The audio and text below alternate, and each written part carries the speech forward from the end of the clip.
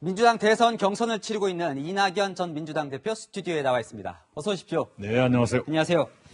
이 겉에서 보기엔 참 치열한 경선을 치르고 있는 것 같습니다. 네. 어제 토론에서 그래서 그런지 이낙연, 이재명 두 후보가 이 당 경선을 진흙탕으로 만들고 있다 이런 질타도 받으시던데 이번 경선이 진흙탕 같다 혹시 이 평가에 동의하십니까? 네, 그 정도까지는 아니지만요. 네. 그러나 서로 자제할 필요가 있다. 그런 네. 단계에 왔다고 생각합니다. 그런데 이제 어제 토론에서 이거에 대해서는 좀 지적을 하셨어요. 기본소득 공약 이재명 지사에 네. 대해서. 그래서 이제 영화 기생충 얘기도 하시면서 예. 부자와 서민이 다 8만 원씩 받는 게 맞느냐. 네. 또 뭐 지사직 공약, 지사직 유지에 대해서도 조금 이제 문제 제기를 하고 계시고 좀 이재명 지사의 지금에 대해서 조금 한 가지 딱 하나라도 좀 꼽으신다면 뭐가 있을까요? 예. 네. 또 공방이 이어지는 건 바람직하지 않기 때문에 네. 추가로 말씀드리지는 않겠습니다만은 네. 기본소득을 포함한 기본 시리즈는 좀 더 정리할 필요가 있다고 생각하고요. 네. 그리고 차제에 거두시는 게 어떨까 이런 말씀을 드리고 싶습니다. 기본소득에 대해서는. 네. 자, 이재명 지사 측에서 오늘 이제 경선 승복 제안이라는 거를 네. 했습니다. 아마 뭐 캠프 측에 있는 서른 의원의 이 원팀 장담 못한다. 이걸 이제 경선 불복으로 이야기를 하면서 이제 연장선상인 것 같은데요. 예. 혹시 뭐 경선 승복 제안을 하겠다, 할 수 있다, 뭐 이걸 받으실 의향도 있으신가요? 아니 뭐든지 해야지요. 그리고 네. 이건 저는 불복에 대해서 생각해 본 적도 없고 제 사전에 불복이 없습니다. 네. 저는 저의 승리만 생각하고 있죠. 네. 그리고 서른 의원 얘기는 당의 여러 가지 호민을 걱정하는 그런 얘기 있지요. 그것이 어떻게 불복입니까? 그러면 서른 의원의 이 걱정은 좀 어떻게 보십니까? 이낙연 지지자 30%는 이 경선 뒤에 이재명 지사를 지지하지 못할 것이다. 혹시 이런 의견에 대해서는 좀 어떻게 의견이 아니라 어떤 여론조사가 그게 있다고 네. 우리 후보 중에 한 분이 지적을 했었죠. 네. 그에 대한 답이었죠. 네. 자기 의견이 아닙니다. 아. 네, 그리고 그 다음에 또 그 여론조사가 또 변화가 되고 했으니까 네. 한번 들여다보고 혹시 그런 게 있다면 충분한 지지를 받지 못하겠다고 하는 그 후보의 과제이겠죠. 네. 네네. 왜 그것이 지지자들의 과제일까요? 네. 저희들은 당연히 저희들의 승리를 믿고 있고 또 불복 같은 건 생각해 본 적이 없습니다. 네. 근데 지금 이제 계속해서 이제 2004년 얘기가 계속 나옵니다. 노무현 전 대통령 이제 네. 탄핵 얘기를 하면서 예. 이제 대표님이 당시에 찬성했던 거 아니냐. 예. 네. 여러 차례 말씀드린 바와 똑같습니다. 저는 네. 반대를 했고요. 네. 그 당시에 당이 분열돼서 여러 가지 일들이 있었죠. 그러나 그걸 봉합하고 다시 합쳐서 지금 네 번째 대선을 치르고 있죠. 네. 네. 명확하게 반대를 하셨다. 네, 그런 그죠? 여러 차례 말씀을 드렸죠. 알겠습니다. 자, 올해 초인가요? 지지율이 조금 이제 하락세였다가 이제 상당히 좀 회복을 하는 분위기인데 일각에서는 뭐 이재명 지사 네거티브의 반사 이익 아니냐 이런 평가도 나오고요. 물론 뭐 토론회를 거치면서 또 오르는 점도 있지만 스스로 뭐가 좀 통했다고 보십니까? 글쎄요. 아무래도 TV 토론이 자주 있다 보니까 국민들께서 네. 각 후보들을 비교해서 보시게 되고 또 여러 후보들에 대해서도 그동안에 미처 알지 못했던 진짜 모습들을 아시게 된 것, 그것에 영향이 있지 않았나 생각합니다. 네. 근데 요즘 또 살짝 좀 주춤한다는 평가도 있습니다. 네, 우리가 등산을 할 때도 네. 올라가는 길이 있다가 또 평지를 가다가 뭐 그런 일들은 늘 있는 것이죠. 네. 뭐 크게 개의치는 않을. 네. 알겠습니다. 자, 어제 이제 조국 전 장관 부인 정경심 씨 이제 판결이 났습니다. 거기에 대해서 이제 너무 가혹한 판결이다. 예. 이제 조국과 함께하겠다 이런 이제 글을 올리신 걸 두고 이 재판부는 분명히 이제 시장 경제 질서를 흔드는 중대한 범죄라고 판결을 내렸는데 네. 혹시 범죄자를 옹호하는 것 아니냐 이런 비판도 있습니다. 누구나 잘못이 있다면 그에 상응하는 처벌을 받는 것이죠. 네. 그러나 그보다 훨씬 과도한 판정이라면 사람들이 과도하다고 느끼는 것, 그것 또한 당연한 일 아닌가요? 네. 어제의 판단에는 인턴 증명서를 포함한 입시관계 서류를 유죄로 봤다. 거기에 대해서 사실관계에 좀 의문이 남는 것이 사실이고요. 그것이 설령 사실이라 하더라도 4년이 합당한 것인가에 대해서는 법률 전문가들도 의문을 제기하고 있지 않습니까? 저 또한 과혹하고 과도하다고 보고 있습니다. 그런 과도한 고통을 겪는 분들에 대해서 마음의 연민과 공감을 느낀다는 뜻입니다. 근데 어쨌건 이 잘못된 거에 대한 판결에 대한 것에 대해서도 좀 이렇게 의견을 그 부분도 좀 같이 냈어야 되는 거 아니냐 이런 아니, 의견도 있습니다. 누구든 잘못이 있다면 그에 비례해서 네. 판정이 나와야 되는데 비례를 깨뜨리고 있다고 느낍니다. 과도하다. 그때 수사도 과도했고 언론 보도도 과도했고 법원의 판단도 과도하다라고. 거기에 대해서 윤석열 전 총장이 그러면 그 과도한 수사에 책임이 있다 이렇게 보시는 건가요? 예, 그 당시에 제가 여러 차례 말씀을 드렸습니다만은 과거 노무현 대통령 서거 이후에 김대중 전 대통령께서 소탕이라는 용어를 쓰신 적이 있어요. 네. 네, 거의 소탕하다시피 과잉 수사를 한 것이다라고 저는 생각하고 있습니다. 알겠습니다. 자, 이 송영길 대표가 이제 강성 측의 이제 문자 폭탄을 이제 배설물이라는 이제 단어로 써서 좀 논란도 있었는데 이 강성 지지층의 이 당내 역할에 대해서 좀 어떻게 평가하시는지요? 네, 강성 지지층이 어느 한 방향인 것만은 아닙니다. 네. 네, 여러 갈래가 있지요. 그리고 누구나 그런 분들의 문자 폭탄을 받아본 경험이 있을 것입니다. 그런데 대체로 언론들은 어느 한 방향 쪽만 지금 문제를 삼고 있는데 네. 현실은 그렇지가 않습니다. 네. 그렇지가 않고요. 단지 제가 늘 말씀드리는 것처럼 방법이 지나치면 설득력이 떨어지게 되어 있습니다. 그래서 방법의 절제를 잃지 않아야 설득력을 더 가질 수 있다. 그래야 에너지가 더 커진다 하는 것을 우리 지지자들께 꼭 말씀을 드리고 싶습니다. 절제해서 힘이 나올 수 있다. 이 말씀을 드리고 싶습니다. 대표님도 혹시 문자 폭탄 받아보신 적 있으시죠? 물론이죠. 여러 차례 받았고요. 네. 받으면 좀 압박이 되나요? 아프지요. 네. 그리고 굉장히 밤에 잠을 못 잘 정도로 쏟아지는 경우가 있고요. 네. 그렇죠. 자, 지금 이제 총리를 지내셨으니까 더 이제 걱정이 되실 것 같은데 코로나 상황이 좀 많이 안 좋습니다. 네. 그래서 지금 이제 결국 돌고 돌아 이제 백신이 너무 늦다. 이거에 대한 지적, 백신 접종률이 OECD 중 지금 꼴찌라는 지적. 그러면 너무 이게 정부가 안일하게 대처했던 거 아니냐 이런 지적이 나옵니다. 어떻게 보십니까? 근래 정확한 정보를 갖고 있지는 않습니다. 단지 백신의 수급 상황에 대해서 국민들께 좀 더 소상히 알려주시면 오해를 덜 받을 텐데 하는 생각은 가지고 있습니다. 뭘 감추고 있다라고 느끼는 건 아닙니다만 그러나 국민들께서 혹시 궁금해하시는 것이 있다면 그때그때 상세히 알려주시는 것이 이렇게 상황을 안정시키는데 도움이 될 것이다. 이 말씀을 드리고 싶네요. 그리고 지금 하루 확진자가 2,000명을 넘나드는 상황까지 왔는데요. 네. 과연 방역 체제가 이대로 갈 수 있을까? 정부로서도 굉장히 고심어린 선택을 해야 될 때가 온 것 같은 느낌이 드네요. 제가 이래라 저래라까지는 말씀드릴 만한 그런 자료를 갖고 있지 않습니다만 정부가 지혜롭고도 단호한 모종의 결단을 할 때가 온 것 아닌가 싶습니다. 자, 모종의 결단이라고 하면 이 방역 체계와 관련된 말씀이실까요? 네. 네. 지금 이제 어쨌든 이 K 방역으로 해서 이 정부가 상당히 이제 그 부분에 있어서 잘 대처했다는 게 코로나 초기에 이제 평가였는데 그 평가가 좀 바뀌고 있는 것 같다는. 다시 좋아질 것이라고 저는 굳게 믿습니다. 델타 변이종 때문에 확진자가 갑자기 늘어나고 워낙 이 델타 변이가 전파력이 강하다 보니까 정부로서도 기존의 방식으로는 충분히 따라잡지 못하고 있는 것 같습니다만 그럼에도 불구하고 빠른 시일 안에 안정을 되찾을 수 있을 것이다. 이런 믿음을 저는 가지고 있습니다. 거기에 대해서 뭐 추가로 보면 건의하실 생각은 없으시고요. 뭔가 생각이 있으신 것 같은데요. 아닙니다. 그만큼 전문적이지 않으니까요. 전문적인 식견이 없는 사람이 아무리 정치인이라고 이런 말 저런 말 하는 것은 온당하지가 않습니다. 네. 알겠습니다. 자, 문재인 정부의 가장 아쉬운 정책으로 이제 집값 잡지 못한 걸 꼽으셨는데 이 집값을 잡지 못한 가장 큰 이유를 뭐라고 보십니까?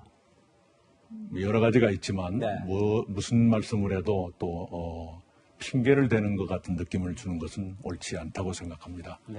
단지 문재인 정부의 부동산 정책은 부동산 시장 안정에 초점이 맞춰져 있었고 시장 안정을 위한 정책 수단은 수요의 억제에 비중이 두어졌습니다. 그런데 수요라는 것이 억제한다고 억제될 수 있는 것이 아니죠. 네. 그래서 수요 억제를 통한 부동산 시장의 안정, 네. 그것을 저는 정태적 안정이라는 이름을 붙였습니다만은 그 방법에서 공급의 지속적 확대를 통한 안정, 네. 즉 동태적 안정으로 변화해 가야 한다라고 보고 그 변화의 시작이 2월 4일 이사 공급 대책이었습니다. 그 이사 공급 대책이 차질 없이 이행되게 하는 것, 그것이 당장은 가장 중요한 해법이라고 생각합니다. 그러니까 공급 대책이 좀 늦었다라고 이제 평가를 하시는 거군요. 이제 여러 가지 있었습니다만은 네. 그 얘기를 다 꺼내는 것은 옳지 않고요. 요컨대 1인 가구의 폭발적인 증가라든가 네. 하는 그 수요의 양태가 많이 변했었어요. 그런 것에 대해서 충분히 예측하고 따라갔어야 되는데 네. 거기에 충분치 못했었다 하는 점은 지적받을 만하다고 생각합니다. 그래서 이제 공급 대책도 내놓으셨는데 사실 전문가들 중에는 많은 사람들은 이제 뭐 재건축 규제 같은 걸 풀어서 공급을 늘리고 또 양도세를 낮춰서 좀 출구를 오히려 열어줘야 되는 거 아니냐, 규제를 낮춰야 된다라는 이런 지적도 있는데 대표님 공약은 이제 토지 공개념 좀 도입을 통해서 규제를 강화하는 쪽이다, 이런 평가가 언론 보도에 나오더라고요. 그것은 오해입니다. 네. 제가 부동산 공급 대책을 얘기할 때마다 항상 대전제는 네. 이사 공급 대책의 차질 없는 이행을 먼저 강조합니다. 이사 공급 대책은 83만 호를 네. 공급하겠다는 것이고 그 공급 대책 중에 하나는 지금 앵커께서 말씀하신 대로 도심의 고밀화 개발 또는 재건축의 허용 이런 것들도 포함되어 있습니다. 네. 단지 이제 대규모 부지를 어떻게 확보할 것인가, 이것이 기대만큼 지금 빨리 이루어지고 있지는 못하는 것 같은데요. 그걸 빨리 속도를 내줄 필요가 있고요. 그런 바탕 위에서 저도 이제 1인 가구 전용주택의 공급 네. 확대라든가 이런 걸 추가로 주문했고 또 무주택 청년들이 좀 더 주택을 쉽게 가질 수 있도록 하기 위해서 50년 만기 모기지라든가 하는 것 등등의 제안을 했는데요. 이 이른바 토지 공개념 3법, 부동산 독점 규제 3법은 부동산 시장 정책은 아닙니다. 네. 우리 사회의 자산 격차가 지나치게 확대되고 고착화되는 이 병리 현상에 대한 대책, 말하자면 사회 대책이라고 봐야 할 것입니다. 왜 그러냐 그러면 지금 개인 소유 토지는 77%가 부자 10% 손아귀에 들어가 있습니다. 네. 법인 소유 토지는 92%가 부자 법인 10% 손에 들어가 있습니다. 누가 봐도 바람직한 상태가 아닙니다. 더구나 그런 현상이 심화되고 있고 이런 현상을 이대로 두었다가는 훨씬 더 큰 병리의 현상이 우리 대한민국에 생기게 될 겁니다. 말하자면 네. 집은 지으면 늘어나지만 땅은 지은다고 늘어날 수가 없는 것이기 때문에 네. 한정된 토지를 쓰지도 않으려면서 누군가가 독점하고 있다. 이것은 제동을 걸어야 되는 흐름이죠. 그런 점에서 일정한 수준 이상의 토지를 쓸 데도 없이 많이 가지고 있는 분들께는 부담을 늘리겠다. 알겠습니다. 그 부담이 싫으시면 땅을 좀 내놓든지 안 그러면 부담을 감당해 주십시오. 그 돈으로 주거복지라든가 균형발전에 쓰겠습니다 하는 것이 저의 입법 취지입니다. 알겠습니다. 그리고 또 이제 지금 민주당이 네. 이 언론중재법 개정안을 이제 추진을 하고 있습니다. 자, 이 언론사에게 이제 징벌적 손해배상을 네. 물리는 내용인데, 네. 자, 이 모든 언론단체, 정의당 모두가 지금 언론 재갈 물리기다라는 비판을 하고 있는데요. 언론이 출신이시기도 하고, 근데 이 부분에 지금 동의를 하시는 거죠? 이 민주당 의견대로? 예, 언론 자유는 아시아의 최고 수준인데 네. 언론의 신뢰도는 꼴찌다. 이런 불균형에서 벗어나는 것이 언론을 위해서도 언론인을 위해서도 필요하다고 네. 생각합니다. 그래서 아프지만 이런 과정을 통해서 언론이 신뢰를 회복하는 것이 언론의 미래를 위해서 바람직하다라고 네. 생각합니다. 이와 동시에 언론이 지속 가능하게 있을 수 있는 언론을 위한 정책도 동시에 찾아야 할 것이다. 네. 이렇게 생각을 해요. 그래서 제가 대통령이 된다면 대통령 직속에 미디어위원회를 두어서 네. 언론의 산업으로서의 지속성을 높이기 위한 방안, 말하자면 육성 지원책이죠. 또 하나는 언론의 신뢰와 책임을 높이기 위한 그런 정책, 그리고 이제 공영방송을 국민께 돌려드리는 네. 지배구조의 민주화 문제, 이런 세 가지를 주요 의제로 해서 다뤄보고 싶다, 이런 생각을 가지고 있습니다. 네, 이 법이 통과되더라도 언론사들이 권력을 비판하거나 할 때 뭔가 좀 움츠러들거나 표현의 자유가 조금 제약되는 거에 부분에 대해서는 그럴 일이 없을 거다라고 보신다는 거죠. 그래서는 안 되죠. 언론 네. 자유는 철저히 보장돼야 하고, 혹시라도 이 법이 언론 자유 위축의 결과를 가져온다든가 네. 실제로 그런 기미가 보이게 해서는 안 됩니다. 그것은 우리 의원들께서 상임위 심의 과정에서 네. 충분하게 상의를 해주기 바라고요.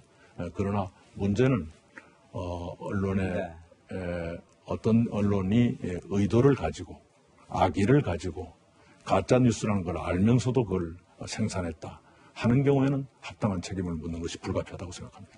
자, 이 경선 통과하시면 이제 야당 후보와 본선에서 맞붙게 될 텐데 이 국민의힘 대선 후보 누가 될 걸로 좀 예상하십니까? 참 예상하기 힘든데요. 네. 흔히들 윤석열 네. 씨를 생각할 거고, 저도 비슷한 생각입니다만, 그러나 끝까지 버틸까에 대해서는 100% 자신이 있는 것은 아닙니다. 이유가 뭐 때문인가요? 준비가 너무 부족하신 것 같고요. 네. 말만 하시면 이상한 말을 하시니까, 네. 저런 상태로 버틸 수 있을까? 네. 네. 좀 윤석열, 최재형 두 후보 이제 등장한 지가 이제 한 달 반 정도 네. 되는 것 같은데 네. 어떻게 보십니까? 어떻게 평가하십니까? 예. 역시 사람에게는, 지도자에게는 경험이 중요하구나 네. 하는 생각을 안 가질 수가 없죠. 네. 한 분은 평생 검사만 했던 분이고, 한 분은 평생 판사만 하시다가 네. 비슷한 일을 하는 감사원장 하시다 중간에 나오신 분인데요. 그 경험의 제약이라고 하는 것이 사람의 생각을 이렇게 제약하는구나 네. 하는 것을 두 분이 온몸으로 보여주고 계시네요. 어쨌건 지금으로서는 야권 주자 지지율 1, 2위 혹은 뭐 2, 3위 네. 지금 하고 있는데 다 이제 이 문재인 정부 고위공직자 출신이잖아요. 네. 이거에 대해서는 좀 어떻게 보십니까? 예. 네. 우선은 아쉽죠. 네. 아쉽고, 그분들의 공직관이 이것이었나 싶기도 하고요. 네. 그렇습니다. 알겠습니다. 어쨌건 그들이 인기가 있다는 건 또 거기에다 또 반대의 의견도 있을 수 있죠. 있을 것 네. 같고요. 네. 자, 이낙연이 왜 좀 그래도 유력한 대선 주자일까를 되짚어 보면 총리 시절에 이제 뭐 꼼꼼한 수첩이라든지 또 위트 있지만 또 절제 있는 발언 이런 것들이 높게 평가를 받았는데 네. 정치인 이낙연은 좀 매력이 좀 떨어진다 이런 평가들이 있습니다. 이미지 상해 때문인지도 모르지만. 예, 네. 그럴 수 있을 겁니다. 네. 충분히 이해하고요. 그런데 알고 보면 그렇지 않다는 걸 곧 알게 알고 됩니다. 보면. 네. 네. 알겠습니다. 자, 이제 경선 의식에서인지 좀 이제 문재인 정부와 좀 차별화는 없다. 이걸 이제 많이 강조하시는 게 경선을 의식한 건지 아니면 이게 중도층 확장에 좀 제약이 된다 이런 평가가 있을 수도 있을 것 같거든요. 그건 당연한 얘기 아닌가요? 제가 네. 문재인 정부의 절반이 넘는 2년 7개월 13일 동안 총리로 일한 사람이 그러지 않은 것처럼 한다는 건 네. 그건 양심 없는 짓이지요. 네. 네. 근데 차별화라는 게 두 가지가 있을 수 있습니다. 하나는 더 나아지기 위한 차별화는 네. 필요하죠. 그걸 저는 긍정적 차별화라고 부르는데요. 그건 저도 할 것입니다. 네. 그런데 헐뜯기 위한 또는 나를 돋보이게 하기 위한 차별화, 그걸 부정적 차별화라고 부른다면 네. 그것은 할 생각이 없습니다. 본선 가셔도 마찬가지. 네네. 정책을 더 말씀하시는군요. 나아게 하기 위한 또는 시대의 변화에 맞게 정책을 변화시키기 위한 네. 그런 건 필요하죠. 네. 그런 차별화. 잠깐 이거 하나만 이제 마지막 묻기 전에 열린민주당하고 합당 얘기를 이제 추미애 후보가 했는데 거기에 대해서는 좀 어떻게 보세요? 예전부터 네. 뜻을 같이 하는 사람들은 합치는 것이 옳다고 보지요. 네. 독일 총리 빌리 브란트가 동독과 통일하기 훨씬 전부터 원래 하나였던 것은 다시 하나가 되어야 한다. 네. 이런 유명한 말씀을 했지만 그렇죠. 그러나 지금 경선 과정에서 네. 할 일은 아니라고 보지요. 후보가 정해진 이후에 하거나 네. 그러는 것이 옳겠다고 생각합니다. 자, 알겠습니다. 이제 마지막으로 뭐 이낙연을 선택해야 하는 이유라고 봐야 할까요? 아니면 이낙연이 꿈꾸는 대한민국이라고 해야 할까요? 저희 시청자분들에게 한번 밝혀주시죠. 네, 참 국민들의 삶을 불안해하는 시대입니다. 청년, 중년, 노년 모두가 오늘을 힘들어하고 내일을 불안해합니다. 그런 국민들께 내 삶을 지켜주는 나라가 필요합니다. 국민들께 삶의 불안을 없애드리는 그런 나라를 제가 만들고 싶습니다. 그것을 위해서 신복지와 중산층 경제라고 하는 두 바퀴의 정책을 준비해놨습니다. 저를 선택해 주시면 우리 선진국 문턱을 갓 넘은 대한민국의 전환기적인 과제, 예컨대 국내적으로는 격차의 완화, 갈등의 조정 같은 이런 굵은 문제들을 시행착오 없이 해결할 수 있는 노련한 리더십이 저에게 있고, 대외적으로는 모처럼 한껏 올라간 대한민국의 국격에 맞는 품격과 신뢰의 리더십, 그게 저한테 있다고 저는 믿습니다. 국민 여러분께서 저에게 기회를 주시기 바랍니다. 네, 여기까지 듣겠습니다. 오늘 나와주셔서 감사합니다. 고맙습니다. 네, 지금까지 이낙연 전 민주당 대표였습니다.